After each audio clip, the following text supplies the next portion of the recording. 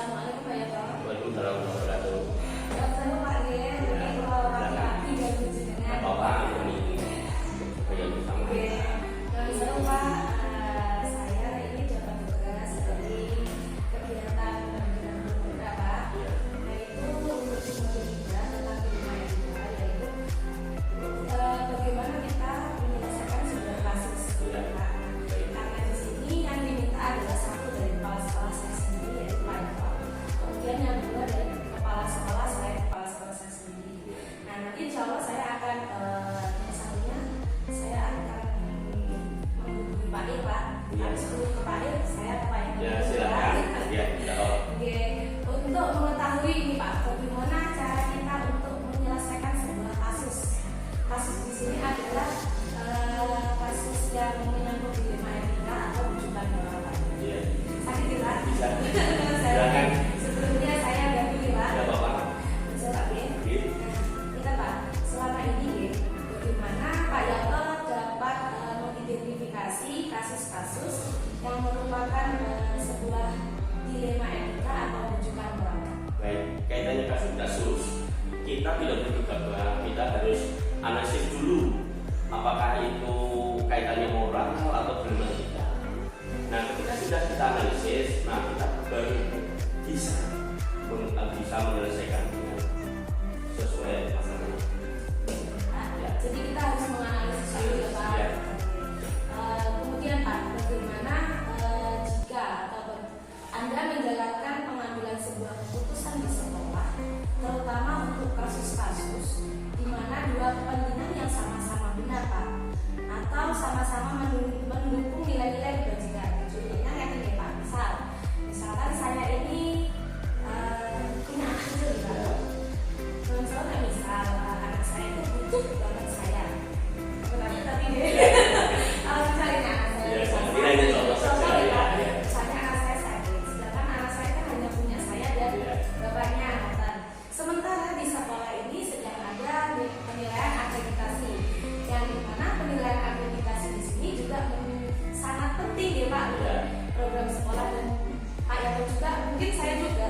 Nah itu kan maaf yang kedua-duanya juga saya dianggap benar dan Pak penting sama-sama penting. Maka berikan. Baik, kedua permasalahan itu adalah penting semua. Jadi saya selaku kepala sekolah, karena di lembaga ada begitu penting, di satu sisi anak adalah anak penting, maka menurut pandangan kami, kalau di rumah itu hanya adanya suami sama panjenengan istri. Anak-anak itu adalah super penting, ya. Jadi perlu perawatan, perhatian khusus dari kedua orang tua. Ketika di suatu lembaga sekolah, ini kan gurunya banyak. Nanti bisa kita minta tolong kepada guru untuk melaksanakan tugas administrasi terkait dengan akreditasi pada hari itu. Saya kira mengutamakan panjenengan selaku guru, ya saya mempersilahkan untuk menyelesaikan anak yang sakit segera diobati, dibawa ke dokter supaya sembuh. Jadi kita lihat dulu sebagaimana yang mana yang lebih urgent nanti. Oh begitu ya. Di mana sekolah ini kan masih banyak tenaga yang lain. Dan tentunya bisa itu terjadi pada saya, tapi jangan pada saya. Seandainya itu saja terjadi, yang pasti saya tetap tanggung jawab dengan mungkin minta tolong kepada teman yang lainnya atau menyelesaikan tugas Itu yang saya maksud seperti itu. sebelum saya melaksanakan tugas rumah. Kita Pak, kemudian Pak, untuk langkah-langkah atau prosedur yang selama ini Anda lakukan Pak, prosedurnya adalah mengambil sebuah keputusan itu bagaimana? Iya bagus. Untuk langkah prosedur yang kita ambil, kita tunjuk dulu permasalahannya. Permasalahan itu jauh mana? Nah, ketika sudah kita tinjau, ya kita analisis. Setelah analisis kita cari solusi terbaik. Kita cari solusi terbaik. Itu yang biasa kami lakukan di diskusi. Jangan dulu ya. Nah Pak, untuk hal-hal apa saja Pak yang selama ini dianggap efektif dalam pengambilan sebuah keputusan pada kasus-kasus dilema etika Pak? Nah, bagus. Kita harus komunikasi dengan tidak otoriter. Kita harus komunikasi dengan baik terkait dengan hal itu, baik kepada narasumber yang lebih tahu, kepada pengawas, kepada kepala desa, karena itu termasuk mitra kerja di sekolah kami, kepada komite dan teman-teman guru. Tentunya kita libatkan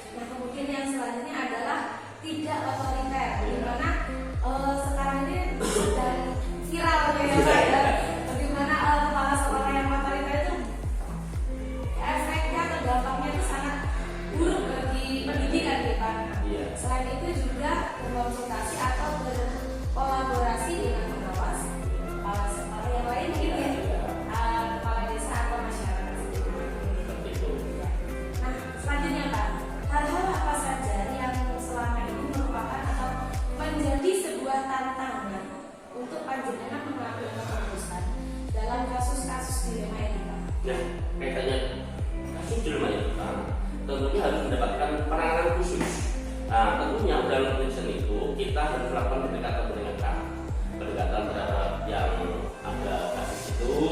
Kita ajak ngobrol, kita ajak sharing, kita anggap teman biasa, tidak ada antara pimpinan dan guru, tidak, kita anggap mitra kerja. Nah itu sehingga kita ada suatu keputusan yang tidak memilah-milah, tidak membanding-bandingkan, tidak mengakhirikan pada semua guru. Kita harus cari titik tengahnya, jadi memperlakukan sama lah, sehingga yang kita ganti tadi merasa ya sudah puas, sehingga tidak ada permasalahan tadi. Tidak berpihak pada Iya, pihak. Secara tidak langsung berarti jenengan sudah melaksanakan prinsip-prinsip coaching ya Pak. Iya, terus dengan melakukan pendekatan, kemudian diajak ngobrol dengan apa namanya kekerabatan itu ya Pak. Iya. Tidak ada jarak antara atasan dan bawahan. Iya, bagus. Nah Pak, selanjutnya Pak, apakah panjenengan Pak memiliki sebuah tata kala atau jadwal nih Pak? Jadwal tertentu dalam sebuah penyelesaian kasus di lima etika. Apakah misal ada kasus kemudian langsung diselesaikan saat itu juga atau nunggu berapa saat Pak? Nah tentunya dalam penyelesaian kasus kita harus memprioritaskan hal-hal yang urgent, kita segera lakukan, selesaikan, sehingga tidak ada permasalahan di instansi kita. Hal-hal yang urgent ketika perlu kita konsultasikan segera kepada yang patut kita mintai sumber informasi. Tetapi kalau itu hal-hal yang bisa kita perkara, ya tentunya kita beri jarak mungkin seminggu, 2 minggu, yang penting ada penyelesaian. Jadi sekali lagi tetap punya jadwal. Yang kami utamakan menjelaskan adalah hal-hal yang sangat signifikan, sangat urgent. Jadi kalau untuk kasusnya urgent selesaikan Selesaikan dulu ya, jangan menumpuk beban ya, jangan menumpuk Iya, beban ya. benar sekali. Iya. Seperti bom waktu ya Pak. Iya, kalau bom ada waktu, masalah ya. yang diselesaikan ya Pak. Nah Pak, kemudian adakah seorang atau faktor-faktor seseorang atau faktor-faktor yang selama ini mempermudah atau dapat membantu panjenengan dalam mengambil sebuah keputusan dari kasus ini? Tentunya kepala sekolah tidak bisa menyelesaikan sendiri kaitannya kalau ada kasus baik itu urgent maupun yang non urgent. Kita harus melibatkan beberapa elemen yang ada. Kalau di sekolah kita tentunya kita melihat guru dan tenaga pendidikan, penjaga juga kita libatkan, terus kaitannya pengawas, itu ada kepala desa, ada komite, bahkan wali murid ini adalah sangat penting juga. Jadi semua elemen kita libatkan. Ini untuk menyelesaikan, jadi bisa diselesaikan dengan nyaman. Ya, seperti itu.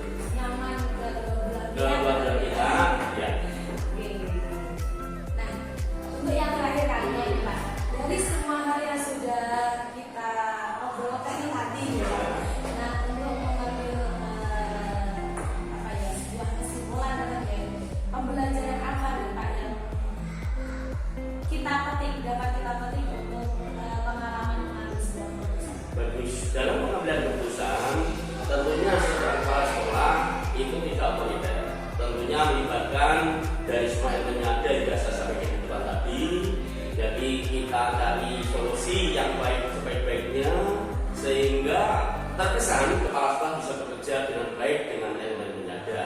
Jadi intinya bekerja sama, tidak dikerjakan sendiri. Terima kasih ya. Oke Pak, untuk apa namanya berdasarkan sebatas dan analisis.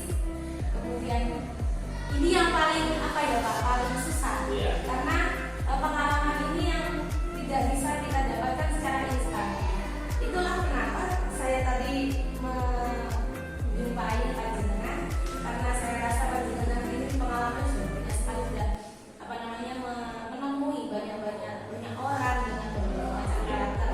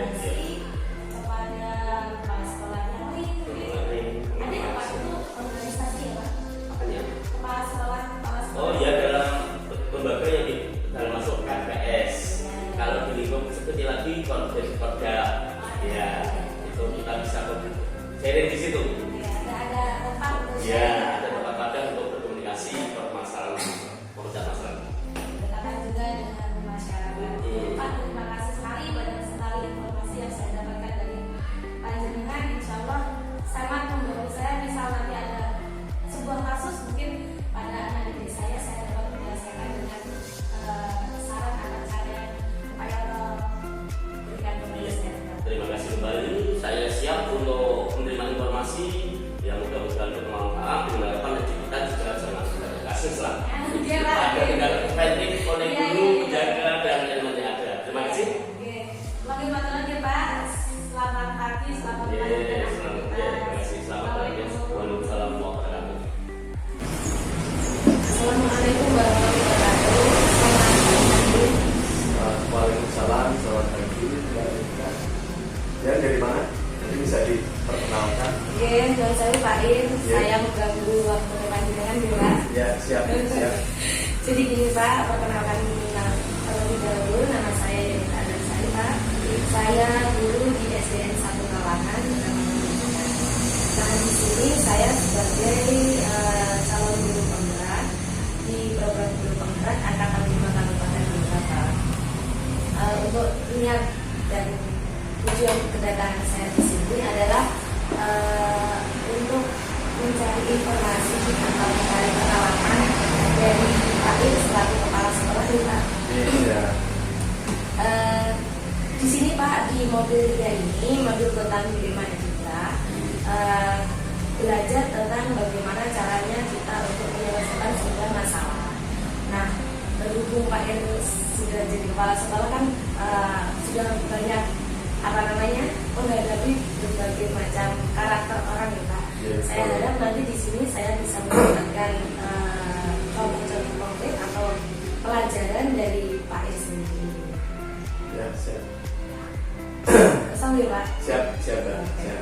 Non saya Pak sebelumnya bisa perkenalan dulu Pak Ir. Oke, terima kasih atas kehadiran Mbak Yanita selaku guru penggerak di Angkatan 5 Kabupaten Bogor, dan saya selaku kepala sekolah yang diwakili di sini sebagai perwakilan mungkin ya, selain dari kepala sekolah panjenengan sendiri.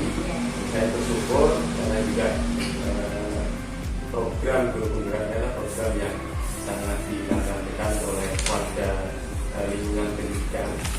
Sini saya selaku kepala SDN Taman Hijau, dan saya menjabat di sini baru tertanggal 16 Februari 2022. Jadi baru sekitar 4-5 bulan. Dan sebelumnya saya menjabat sebagai kepala sekolah di SDN 3 Taman Hijau mulai Desember 2018. Jadi sekitar 4 tahun saya di sana. Dan di sini baru sekitar 4-5 bulan. Baru berarti Pak Ir ya di sini. Baru. Tapi Bang Saul selama 4 bulan di sini sudah mengenal karakter per masing-masing guru di sini ya Pak. Sudah. Walaupun saya pendiam Mbak, tapi saya berusaha untuk mengerti karakter sifat dari guru masing-masing. Jadi saya bisa menelaah, terus saya bisa memberikan masukan terkait apa yang menjadi masalah di sekolah sini. Menurut Pak, kalau di sini apakah pernah ada semacam konflik itu Pak? Konflik dalam arti di sini mungkin bukan konflik besar gitu ya, Ya. mungkin ada keimbangan antara dua pilihan itu Pak. Untuk konflik berarti di gurunya gitu. Iya. Kalau di guru, saya pikir untuk semua sekolahan itu wajar. Artinya konflik-konflik kecil itu sesuatu hal yang biasa terkait dengan dari warga sekolah sendiri. Kalau kita di rumah tangga itu ada konflik biasa, apalagi di sekolah yang notabene guru-guru mempunyai latar belakang, terus sifat, karakter yang berbeda. Terus sebelumnya nanti saya akan bertanya agak banyak, ada apa ya Pak? Ya. Oke. Kata Pak, selama ini Pak, bagaimana Anda mengidentifikasi kasus-kasus yang merupakan dilema etika atau rujukan moral? Oh gitu. Menurut saya sebelum saya di sini itu mohon maaf ya, karena kemarin itu sebelum saya di sini itu hanya kepala sekolah RT artinya ampuan. Nah, maka dari itu saya pikir karena sekolah RT itu jarang sekali di sekolah, sehingga baik dari siswa, dari guru itu secara kontrol kurang. Jadi dengan adanya hal tersebut, karena saya ketika baru masuk di sini itu mengalami beberapa masalah sehingga masalah tersebut perlu saya selesaikan. Contohnya ketika pengambilan keputusan sesuatu kegiatan, itu namanya apa ya, dari dulu sendiri punya masukan, punya ide, dan di situ saya bisa mempertemukan bagaimana mempersatukan ide tersebut untuk demi kemajuan sekolah. Itu penting sekali, artinya peran dari seorang pemimpin ketika menghadapi hal-hal tersebut. Jadi ide itu jangan dijadikan suatu pertengkaran, tapi itu kita butuhkan untuk menjadi sesuatu kekuatan yang besar untuk membangun sekolah.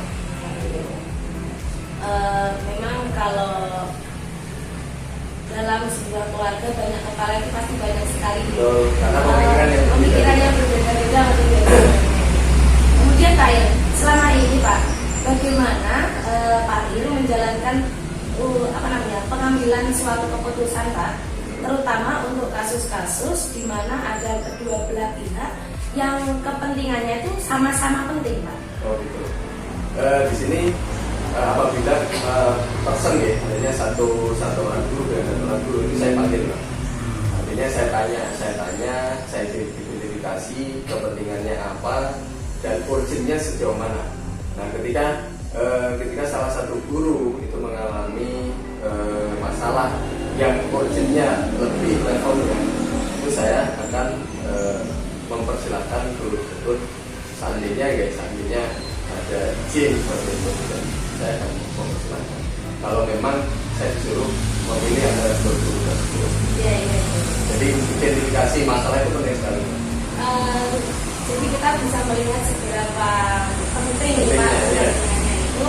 Kemudian kalau gini Pak ya, misal nih Pak, kalau yang pernah saya alami, ada satu orang guru yang misal di sekolah itu ada akreditasi nanti Pak, ada akreditasi. Tapi di satu sisi kepala guru yang satu ini mungkin anaknya atau keluarganya itu sedang sakit di rumah sakit. Untuk menghadapi masalah seperti itu, misalnya perizinan Pak, akreditasi ini kan juga penting sekali kan Pak. Tapi sebagai mungkin orang tua atau sebagai anak, saat anaknya atau orang tuanya ini masuk rumah sakit itu misal Pak.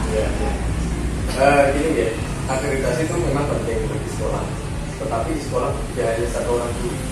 Nah, ketika kita menghadapi mungkin salah satu orang guru izin dengan kondisi yang urgent ya, kita urgent karena memang sakit itu tidak bisa kita minta, itu kan hal yang terkait dengan nyawa, dan itu saya akan persilahkan. Dan tugas ketika guru tersebut mendapatkan tugas terkait dengan sertifikasi, saya akan lepaskan ke guru yang lain, ataupun seandainya saya bisa melakukan sendiri ya saya lakukan sendiri. Keren sekali Pak. Masih kepala sekolah, sudah kepala sekolah tapi masih mau membackup kata dia Pak. Iya. Namanya kerjasama itu kita tidak memikirkan posisi kita. Bagaimana sekolah itu bisa maju, kegiatan bisa selesai, dan itulah yang terpenting. Kita tidak usah memikirkan bahwa saya atasan harus perintah. Sekarang kepala sekolah itu sifatnya kan manajerial, bukan bos.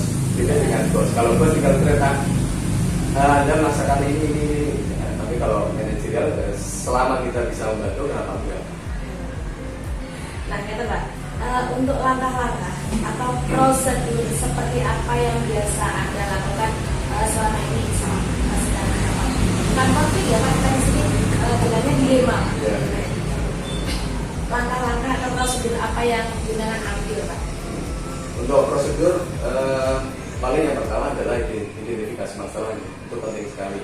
Kita harus bisa melihat masalah tersebut dan apa penyebab masalah tersebut. Nah, dari identifikasi masalah kita bisa mengambil keputusan. Artinya keputusan ini baik atau tidaknya. Dan ketika kita ambil baik itu harus juga menyeluruh untuk banyak orang, tidak hanya untuk satu orang. Dan itulah pesannya untuk seorang guru. Maka dari itu pengalaman dan pembelajaran itu sangat penting untuk kita nantinya seandainya yang kita tidak menjadi pemimpin. Diharapkan seperti itu. Saya juga masih belajar. Insya Allah Pak Ir, nanti saya banyak belajar dari Pak Ir ya Pak. Sama-sama belajar. Oke Pak, selanjutnya Pak, untuk hal-hal apa saja yang selama ini pernah Pak Ir atau Pak Ir anggap sebagai efektif dalam mengambil keputusan Pak, selain dari tadi identifikasi masalah dan pertimbangan ya Pak, apakah ada hal yang lebih efektif lain misalnya? Sebenarnya untuk seorang pemimpin itu selain kita juga melaksanakan prosedur baik identifikasi masalah dan lain sebagainya, tapi kita juga harus benar-benar mengambil kebijakan. Nah, ketika kebijakan itu urgent, maka kita harus mengambil langkah terbaik. Dan ketika kita mengambil langkah yang kita anggap terbaik dan ternyata toh hasilnya tidak baik, maka itu kita buat kebijakan. Sebagai refleksi ya Pak, nanti belakangnya seperti apa kalau misalnya yang kurang. Kemudian Pak Ir, hal-hal apa saja nih yang selama ini merupakan tantangan Pak, tantangan dalam pengambilan sebuah keputusan dalam kasus-kasus di dunia etika Pak?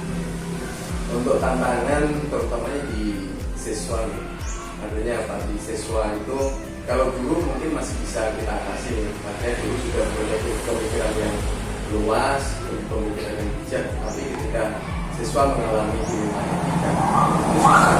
Karena apa? Karena selain di sekolah, itu siswa juga punya kehidupan sendiri di rumah. Ketika apa yang dilakukan di sekolah tidak sinkron dengan di rumah, itu susah. Jadi perlu kebiasaan terkait dengan etika, sehingga pembiasaan itu bisa terpatri dalam hati siswa. Itu yang terpenting. Contoh seperti jam masuk atau kedisiplinan. Itu kalau tidak dilakukan pembiasaan itu susah sekali. Nah di sini di sekolah ini saya menerapkan sederhana. Yang pertama hanya 3S. S itu sapa dan maka setiap hari itu saya buat tiket, guru di depan, terus siswa yang hadir sapa, menyapa, terus senyum dan salam. Itu yang terpenting, karena dengan sapa, senyum, dan salam itu menunjukkan bahwa kita itu di lingkungan yang penuh keakraban. Baik gitu Ya. Saya punya sedikit kasus. Ya. Saya ingin tahu misalnya dari sisinya Pak Ir ini sebenarnya saya menyelesaikannya seperti apa. Jadi gini Pak, murid saya itu sering tidak masuk sekolah tanpa izin. Bisa itu sebulan misal sekali atau 2 kali. Nah setelah saya tanya ke teman-temannya, ternyata itu disuruh ngomong sama orang tuanya. Tadi kan Pak Ir juga dari sekolah dan dari rumah harus sinkron gitu Pak. Nah ini juga kalau saya ngomong itu juga gimana ya, mungkin dia juga membantu orang tuanya ya Pak. Tapi di sisi lain sebagai pelajar dia kan juga punya kewajiban untuk belajar. Nah itu saya untuk mengatasinya gimana ya Pak? Untuk pendidikan itu kan nggak sesuai anak.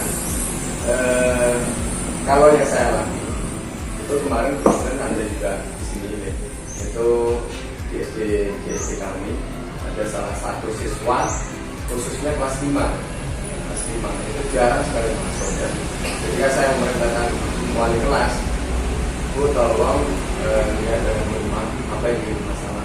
Nah di sana ternyata orang tuanya ini kerja di pasar itu mulai sebelum subuh. Jadi siswa ini bangunnya ini tidak terkendali. Bisa bangun, nggak ada yang bangun bisa bangun jam 7, bisa bangun jam 8. Nah ketika siswa bangun jam 7 otomatis kan kalau dia mandi terus ganti pakaian sampai sekolah udah terlambat. Dan itu yang menjadi ketakutan siswa untuk masuk sekolah. Nah terus akhirnya dari guru wali kelas guru saya suruh datang ke sekolah untuk komunikasi dengan orang tuanya, dan alhamdulillah karena orang tuanya dua-duanya di pasar dengan jualan yang sama, maka dari itu saya mengambil keputusan bagaimana kalau orang tuanya itu yang ke pasarnya duluan adalah yang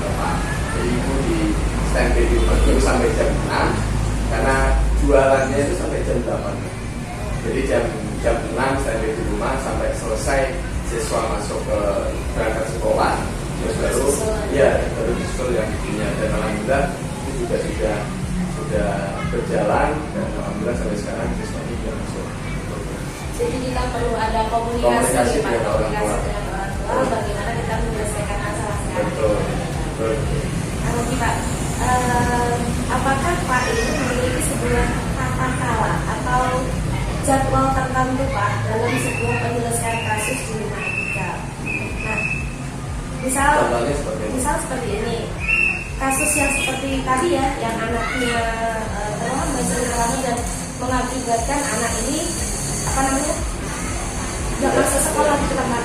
Nah, saat Pak Ir mengetahui hal tersebut, apakah Pak Ir punya target atau jadwal setelah kasus ini harus selesai dalam waktu seminggu misalnya?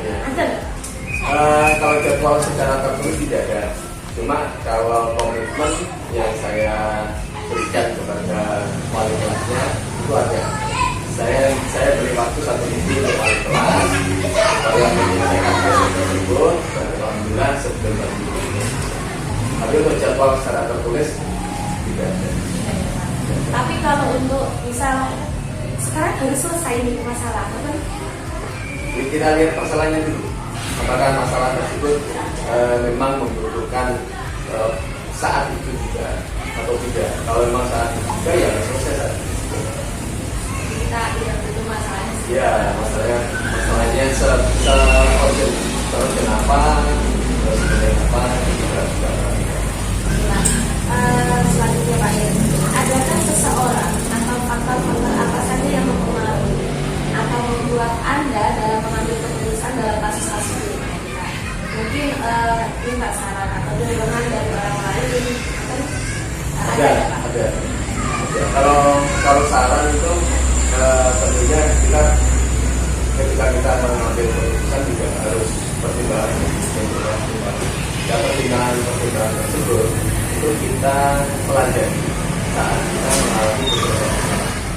Contohnya ketika ada suatu masalah, saya harus mengutarakan masalah tersebut dengan rekan kepala sekolah juga. Jadi saya juga mengambil pelajaran dari kepala sekolah yang juga senior. Bagaimana cara mengambil keputusan tersebut? Karena Pak Ir mungkin di sini 4 tahun, terhitungnya baru ya Pak. Baru. Jadi memang kita perlu belajar kepada senior terlebih Pak Ir. Namanya pengalaman itu kan butuh waktu. Tidak setar-merta bisa dipelajari. Itu yang menurut saya yang susah ketika menjadi kepala sekolah. Pengajarannya ya Pak, pengalamannya itu ya. Nah Pak Ir, dari semua hal yang telah jenengan sampaikan tadi Pak, pelajaran apa yang dapat Anda petik Pak Ir dalam pengambilan keputusan dalam sebuah kasus? Yang pertama tadi keurgenan suatu masalah. Terus yang kedua waktu atau batasan waktu yang harus kita ambil ketika kita menghadapi suatu masalah. Terus perlu diingat budaya kita bahwa masalah yang jangan dibiarkan atau ditunda-tunda atau penyelesaiannya, karena itu akan Kondowo ini akan melembet kemana-mana. Jadi ketika kita namanya guru biasa ya, artinya punya ide yang berbeda-beda. Tapi ketika ide itu tidak ditampung, tidak difasilitasi, maka itu akan menjadi suatu pertengkaran, dan ini yang bahaya. Dan masalah itu tetap harus segera diselesaikan sehingga tidak melebar kemana-mana. Dan harapannya di sekolah, semua warga sekolah kondusif. Dengan kondisi yang kondusif, kita belajar juga enak, pembelajaran juga enak, dan sekolah juga bisa maju, nyaman. Jadi bisa saya ambil ringkasannya nih Pak, untuk sebuah pengambilan keputusan itu kita bisa melihat dulu urgensinya kayak apa. Kalau misal masalah ini harus diselesaikan sekarang ya sekarang kita harus cari penyelesaian masalahnya. Tapi misal hubungan dengan anak butuh waktu ya kita kasih Iya. tempo lah gitu ya, Pak. Betul, betul. Dan segala permasalahan harus segera kita selesaikan. Ibaratnya gini ya Pak, kita itu kalau punya masalah seperti menggantung waktu Iya. gitu. Iya. Semakin lama kita selesaikan, semakin ini bisa meledak gitu ya Pak. Gitu. Ya Salmon, kalau gitu saya terima kasih sekali Pak Iya, sama-sama. atas waktunya, Terus atas sekali lagi Pak, Iya, Pak.